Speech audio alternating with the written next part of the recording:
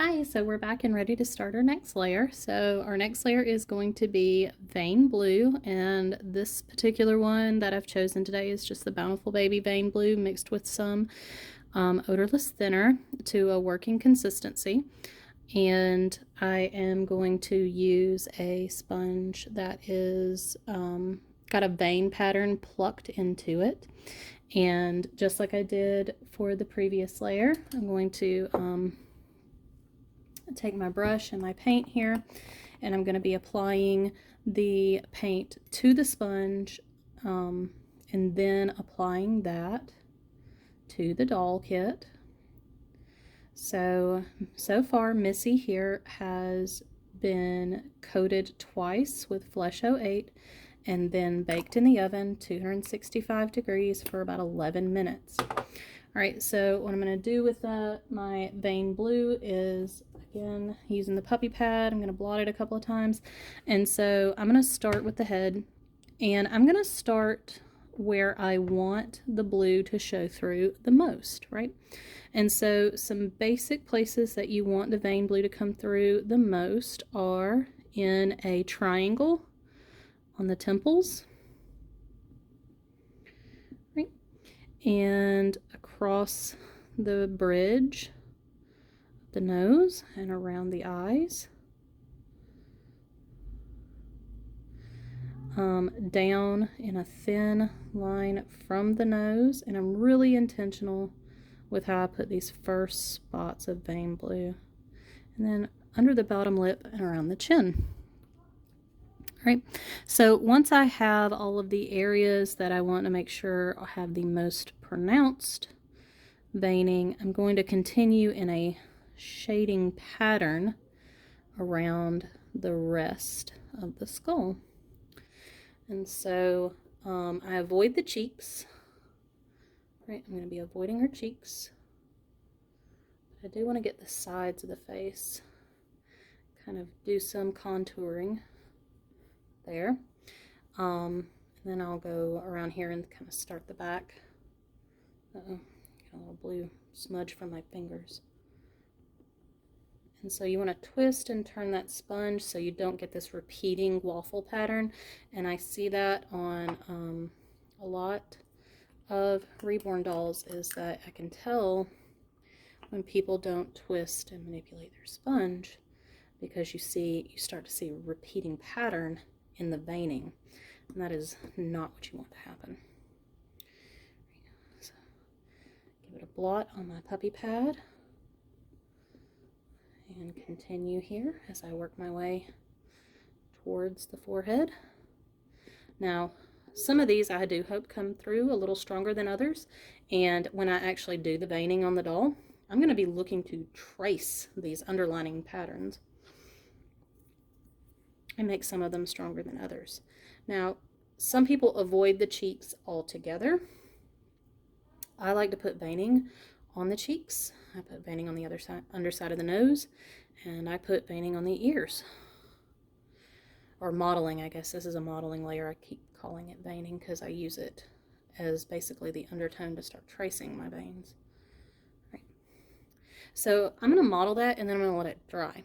And I'm going to do all of that on all the limbs before I go back and do my blue shading. So I do my blue shading at this layer because I want that blue shading to be as deep in the paint layers as I can get it. I believe that it just gives a more natural look than trying to do your blue shading on your top layers when you're finishing. And I believe, that's the way I paint.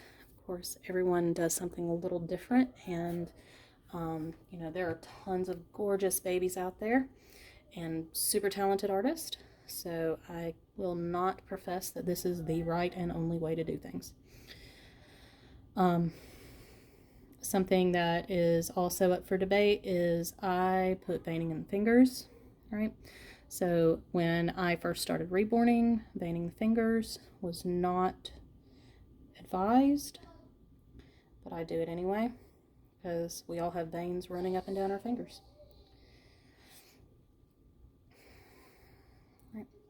So for the limb, just gonna, again, hit the places where I think there's gonna be the most pale skin, most bluing first, and then I just go all over the limb.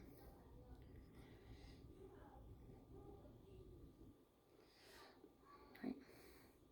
If your sponge does start running out of paint, you can always load it back up and reapply, but I do try to do one load per limb. Usually I'm doing newborns though. So load the sponge, do a little squeeze, give it a little blot. Again, these puppy pads came from the Dollar Tree, no lint, no fuss, and I throw it away when it gets too messy. So just a really nice option. So today in non-reborn related news, I took my kids and Hubs and I went to look at some houses. We're going to be moving, and we saw one that was really promising. Put an offer on it, and we are just going to cross our fingers and see what happens. The housing market down here in the Atlanta metro area, we are on the south side of Atlanta, is insane in the membrane. These housing prices are crazy, and the competition to even get your bid accepted is, again, just nuts. But we're gonna try it. Gonna see if I can't manifest that just into my life. It was a lovely little house beside a creek, a larger creek. It really looked like just an oasis out there. So with luck, we will be moving soon. Really looking forward to that. Ooh, that came out a little strong. Good thing it's on the bottom of the foot. And that's another thing about hitting your veiniest, bluest areas first, is if it comes on a little stronger than you would like, that just means you're not going to be shading as heavily as you would otherwise be. So some other popular shading areas, you'll notice that I hit around the ankle, and on the other doll I was hitting the underside of the wrist. If you'll turn your own wrist over, you can see that it's, you know, that's pretty blue there. I've got some really prominent veins that are just great study. I also have 4 kids, two of which are extremely pale. Whoops, pop the camera. Which are, you know, great little models for this kind of thing. Again, not always a popular way to do that, but I do like to get those toes. Another place where you're going to do a lot of blue shading is right up under the knee, so that's why I started there. And I'm going to do the knee last, and I'm going to work my way up from behind the knee along the inside of this leg. Typically, we don't put a lot of veining on the knee. Some people avoid it altogether. Again, I go for it. You can tell my sponge is running low, so I'm gonna lightly brush some more paint on here, not a ton, and I'm not gonna blot it. I'm just gonna take my chances and see how blue that is. It's pretty stinking blue. Right, so let's see. Again, let's start on the underside where a leg is typically pale and work my way up. Remember to twist that sponge all different directions. You can hear my children in the playroom just a yapping. They are loud little boogers. Alright, so onto this last limb here. I'm gonna load that sponge up. I like to give it a little squeeze, blot. Get the other leg. Again, with this leg, I'm going to start right on the bottom of this foot here, where our feet are typically paler. My foot, those veins go up. I have, as an adult, I have prominent veins on my feet.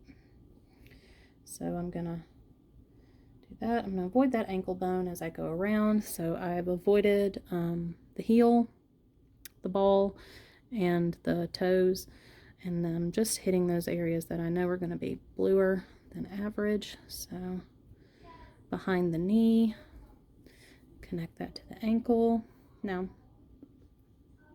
the general rule that I follow is whether I'm doing a Caucasian or an ethnic skin tone baby, is that pattern of shading. So if I were doing an ethnic skin tone baby, I would still follow this same pattern when I go in with my darker browns to shade. I would hit these same areas, this wrist and ankle, around the knee, etc., to darken that. And that is something I took from the Kate Charles tutorial and transferred it over to Caucasian babies, because Kate Charles tutorial only deals with darker skin tones. See, I'm still hitting the camera. I'm learning to do this so that it's optimally visible for everybody.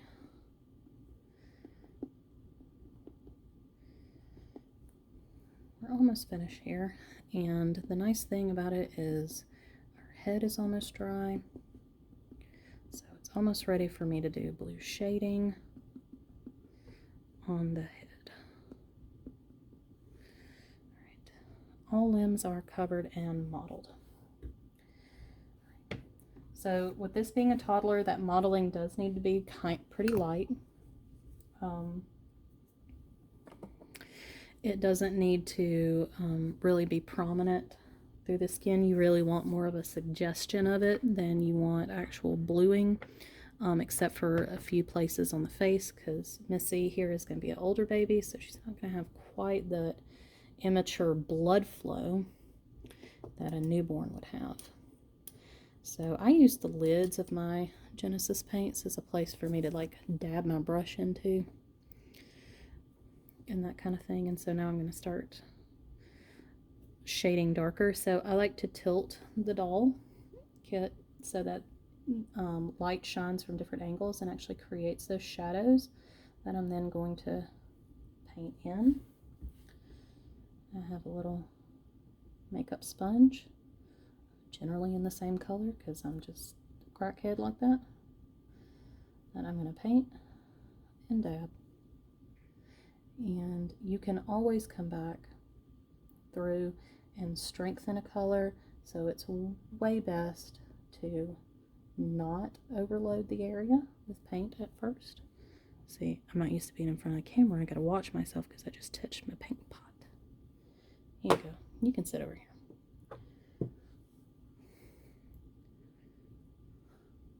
So corner of the eye, across the bridge of the nose,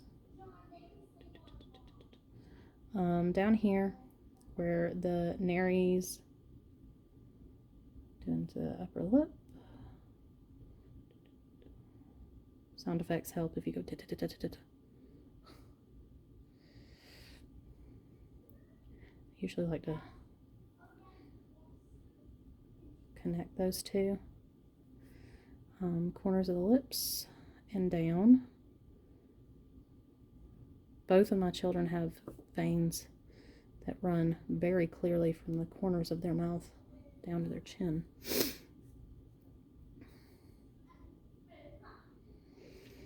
And think of this as not only blue shading, but because blue is the direct contrast, you know, to these peachier tones, it can help with creating dimension.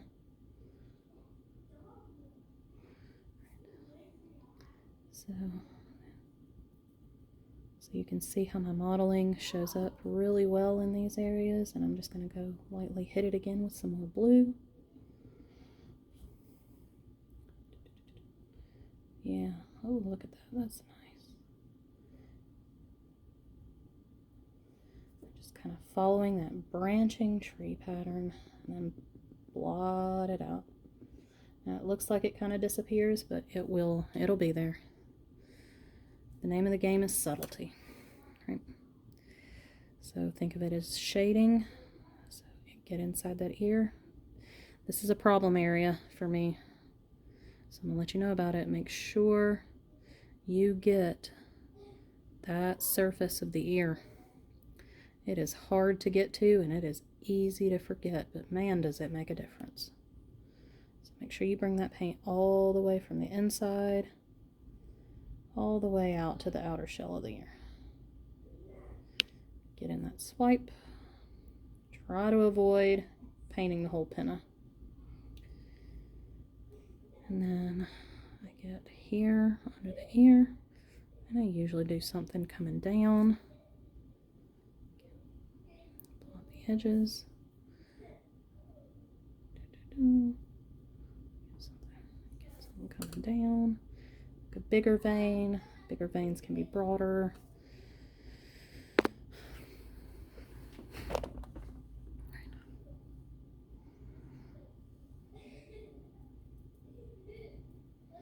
So again, you can always add more paint, but it's really hard, especially with blue.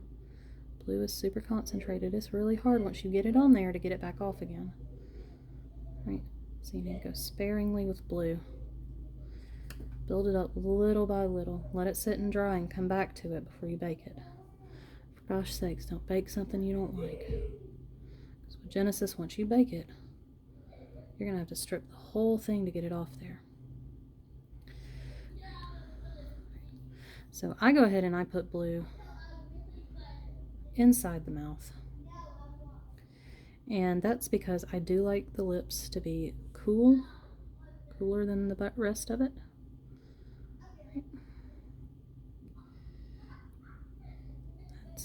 That's something that's not always advised.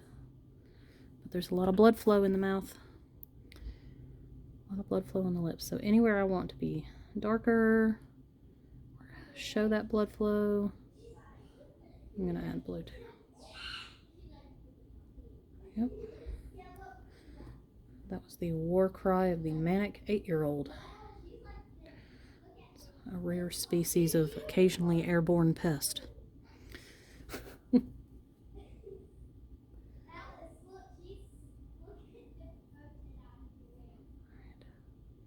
Just hit the creases and blot around them.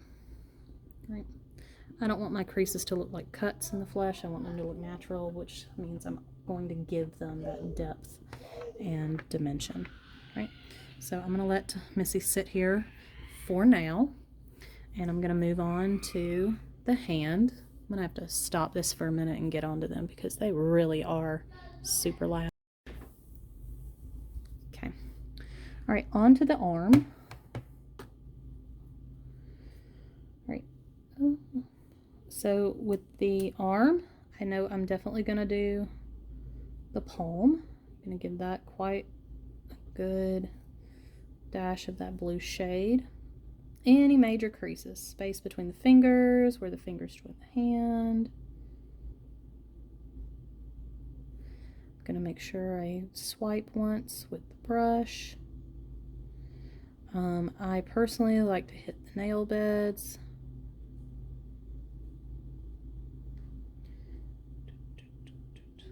Make sure you just get all of these places, right?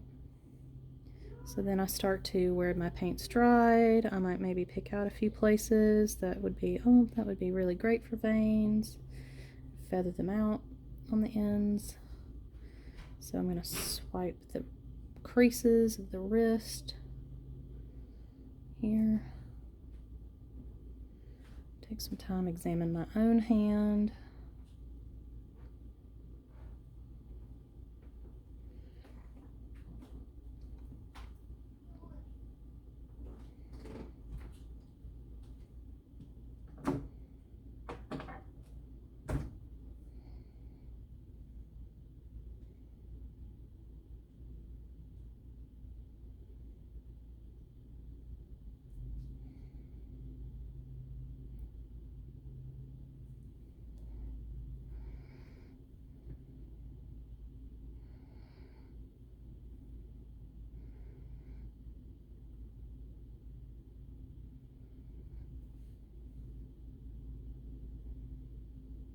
Start building those major veins. Just go ahead and get those on there, get those in there.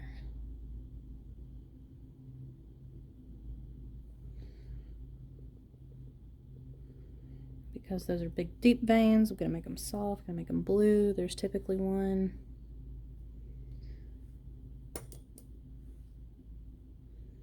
Typically a vein. Yep, there they are.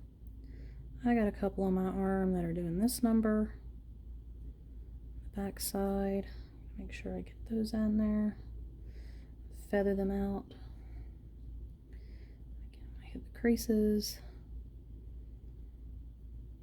Got a major veins and arteries coming off of your armpit here. So draw you some trails, just some happy little trails. Oh, sound like Bob Ross. Just draw some trails. Hit some spaces around that elbow. Give you some contrast. And that's a hand. If you want more blue in the center, you can go back and hit any places that you want.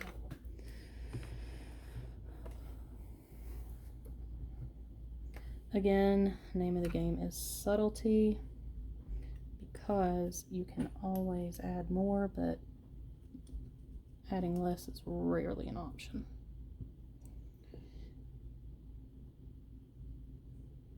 So that deposited quite a lot.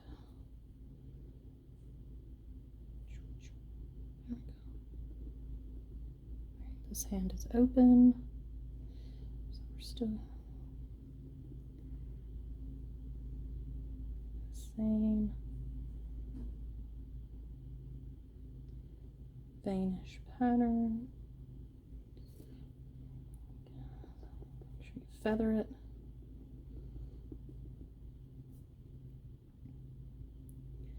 Hit that space at the top of the fingers. Brush is a little wet this time. Same row up here.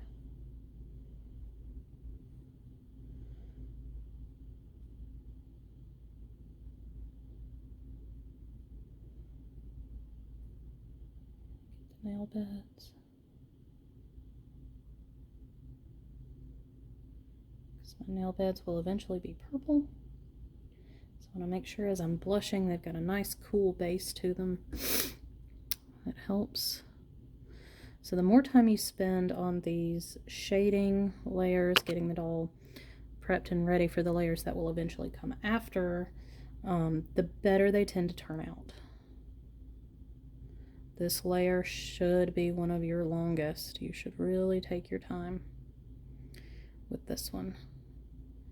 If you're painting in real time, you can see that we're already well past the 20-minute mark for this video.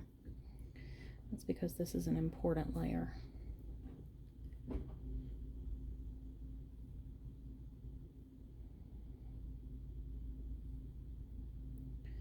And again, some people say handling the doll without gloves will leave fingerprints and such.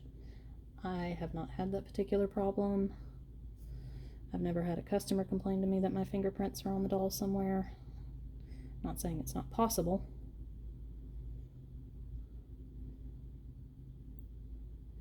I just haven't noticed it to be, to the point of, detrimental to the doll. So here's an example of an area that got too much blue on it. So luckily, because I haven't baked it yet, I'm just going to apply a little pressure. See if I can't swipe that right off. And if it doesn't want to come off, I can grab another sponge. I'll get one of these disposable guys. One of these guys.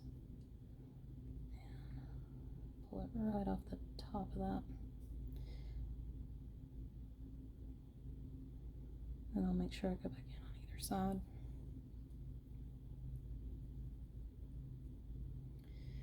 That.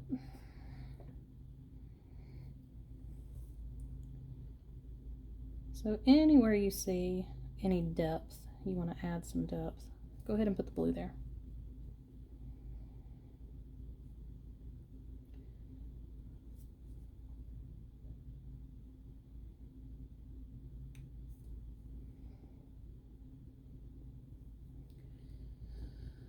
look for those contours.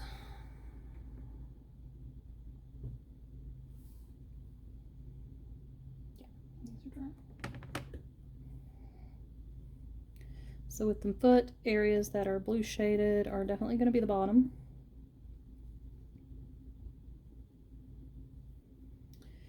I have veins that I can clearly see on my feet connecting the bottom to the side. So I'll run a couple of thicker ones up the side here.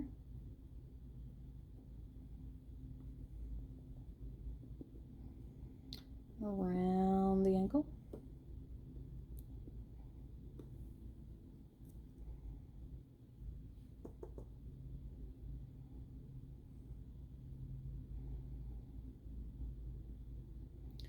So this shading bit, this is more like watercolor.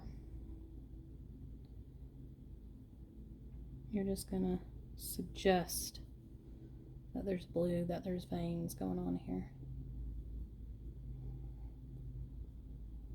If you see a place where the veining is too thick, you can just take your sponge and correct it. Get between these toes. Now, and it doesn't look like much at first, but as you go through the layers, it will add up.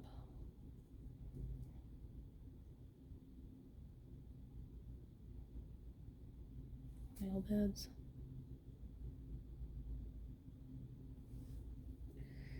I get right there at the base, under the little toe beans. If it was a cat, these would be toe beans. And babies can have toe beans. Why not?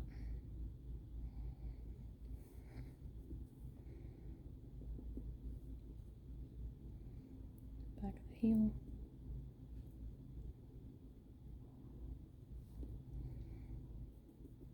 So this baby's got standing legs.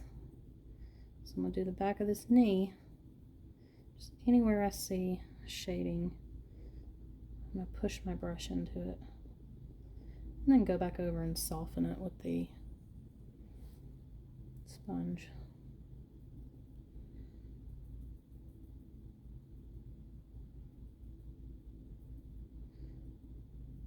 And shading the knee is what really makes that knee pop.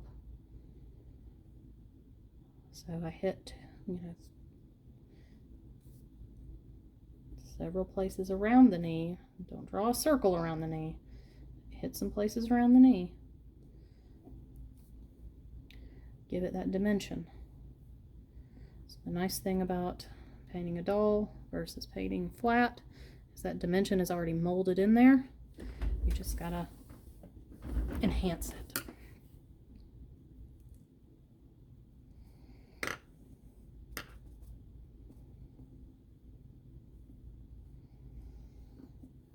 Right. Moving on to my last leg.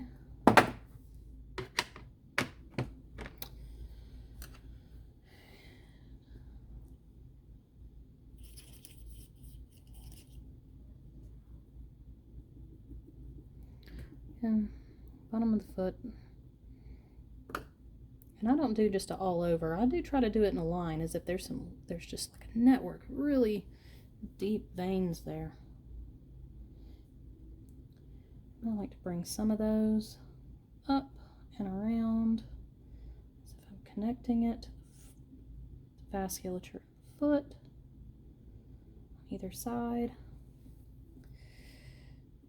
around the ankle bone,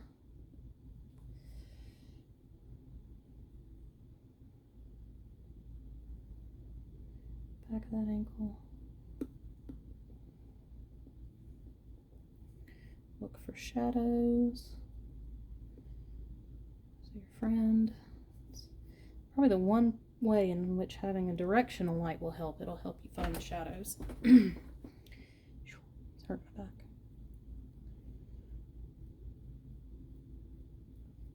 Between each toe. Nail beds. Remember, it's not going to look like much in your first layer because the effect is cumulative, right? You will notice several layers in where you have done such and such. And sometimes that's a great thing, and sometimes, you know, you will say, well, I wish I hadn't done that, but too late now. Here we are.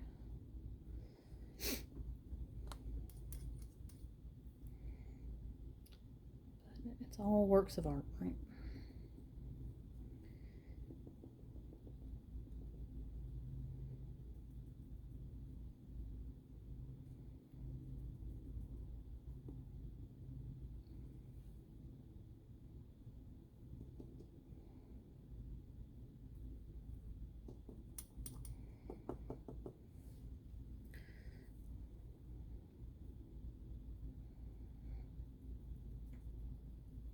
So again, I don't really use paint palette.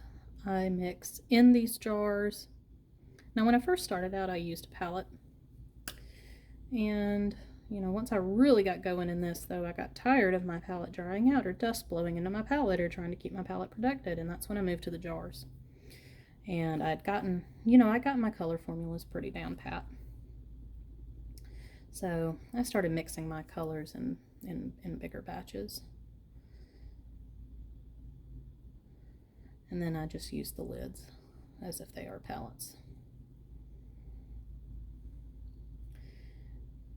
That's going to work for some of you out there.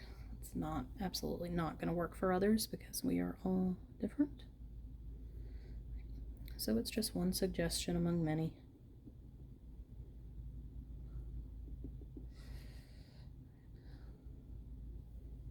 So make sure I hit that.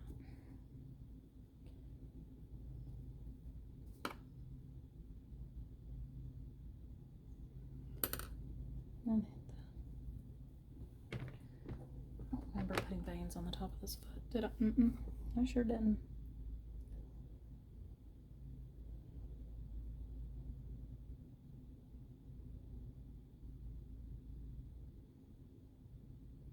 Your best reference is to look at your own feet, look at your own hands, follow those veining maps.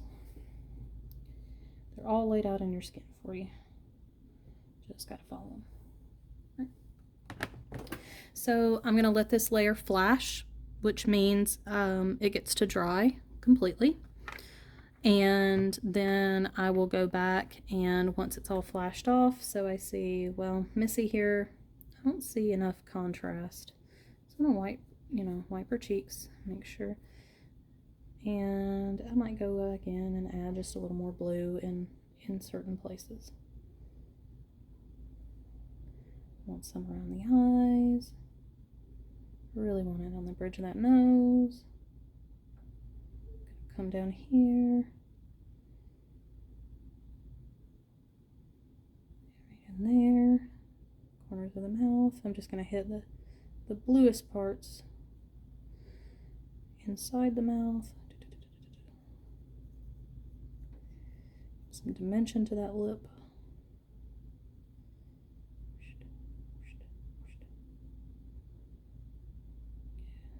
Maybe right along the edge there. Soften that. Keep it out of the center.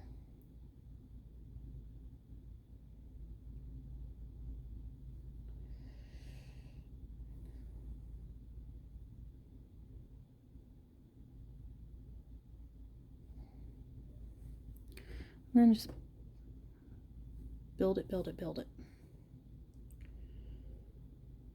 Don't get in a hurry. This step is supposed to take a long time.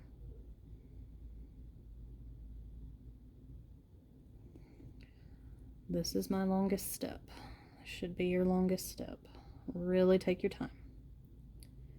Find all those little shadows you want to highlight. Look for places like that. You see it? It's too blue. Look for that. That's a mistake. The nice thing about Genesis is it's not set until it's dried. So I can get that off of there. It doesn't mean it's going to come easy. There we go. So look for mistakes. They happen. happen to everybody. Really look at them.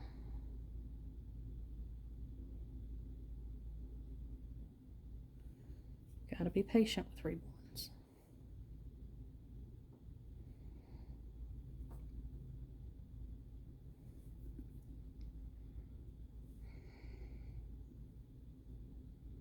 Make sure you get that little problem area where the pinna of the ear comes out.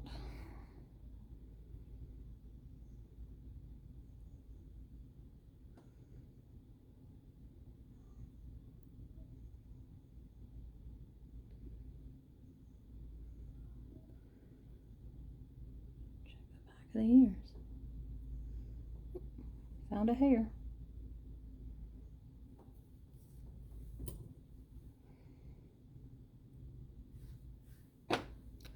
Take care of hair and dust as you find it, as you see it. Take care of hair and dust.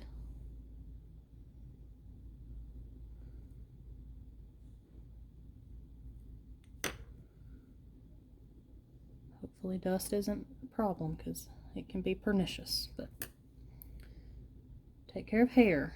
Paint will pool around a hair, and it will leave a funky little line in whatever it is you're doing.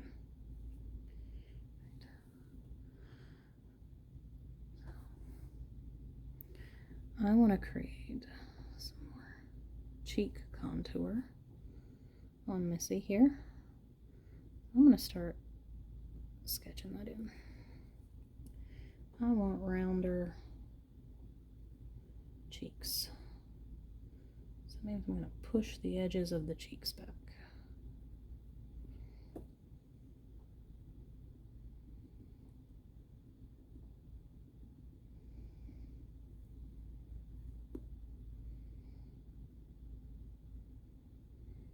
Do like this, give her a little chipmunk cheek look.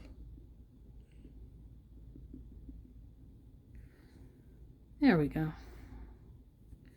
Doesn't look like much yet,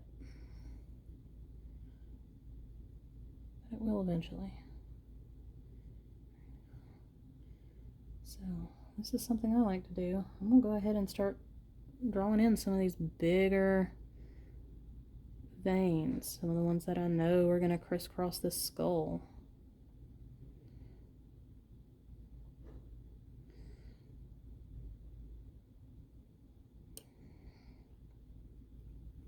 A lot of my veining is based on my own children. So I know we have some genetic quirks. Like all of my kids have a vein running right below their eye. It's super prominent. I don't put it on every doll, but I put it on most of them.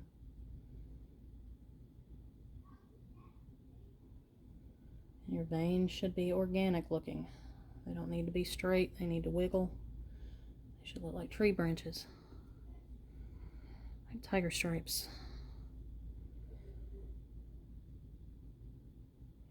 And remember, this is not your final vein layer. The effect is cumulative. So what you're going to be able to do is see and trace this later when you're actually veining. It's going to give you a roadmap. Say, oh, I'm going to put veins there because I see them under the skin. So that's Missy's blue shading layer and some preliminary veining. So I'm going to let her flash off, make sure even in these creases, make sure everything is dry before I put her in the oven. So one thing I've noticed is that if you're too quick to put this in the oven, if you put this doll in here with paint that's still wet, your oven ends up being greasy and it can transfer some of that oil, some of that shine back onto the doll kit, right? So you do want to make sure you give the paint a chance to dry. Also, wet Genesis and dry Genesis look really different. And sometimes even baked Genesis looks a little different from the Genesis when it's dry. Usually like any kind of chalkiness or opacity goes away unless you're using a flesh color. The veining should be transparent when it dries. this blue mottle layer. So I think Missy's looking pretty good here. So at this point, I'm going to bake her, and I will see you back when we do one of my favorite layers. Again, it's a long layer called Dirty Purple. Bye.